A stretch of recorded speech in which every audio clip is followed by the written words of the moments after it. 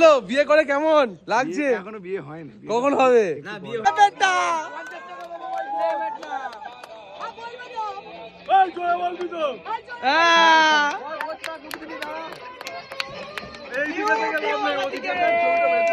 দেখো তো।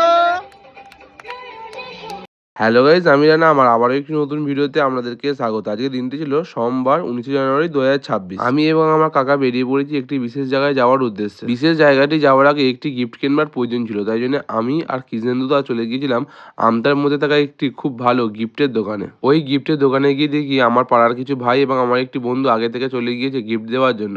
এই যে ফটো ফ্রেমটারা আপনারা দেখতে পাচ্ছেন, এই ফটো ফ্রেমটারা ওরা সবাই মিলে গিফট দিচ্ছে আমার বন্ধুকে। ওদের কাজ সম্পূর্ণ হয়ে যাওয়ার পর দাদা আমাদের কাজটি শুরু করলেন।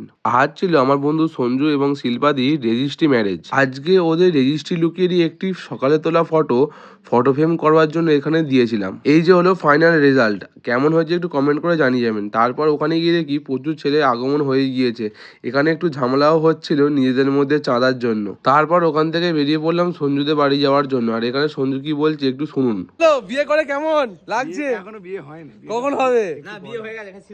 এই যে সঞ্জু এবং শিল্পাদি, এনাদেরই আজকে রেজিস্ট্রি ম্যারেজ। আজকের তোলা ফটো দিয়ে ফটো ফ্রেম দেখে দিদি একটু অবাকই হয়ে গিয়েছিল। আপনারা সকলে ভগবানের কাছে প্রার্থনা করবেন যেন সঞ্জু এবং শিল্পাদির বিবাহ জীবনটা খুব সুখের হয়। এখানে সঞ্জু শিল্পাদিকে আরো একবার প্রপোজ করছিল।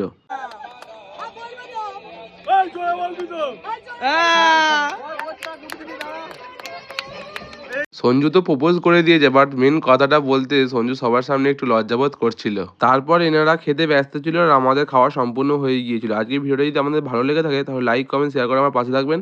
আবারও দেখা যাচ্ছে একটি পরবর্তী নতুন ভিডিওতে। Good bye.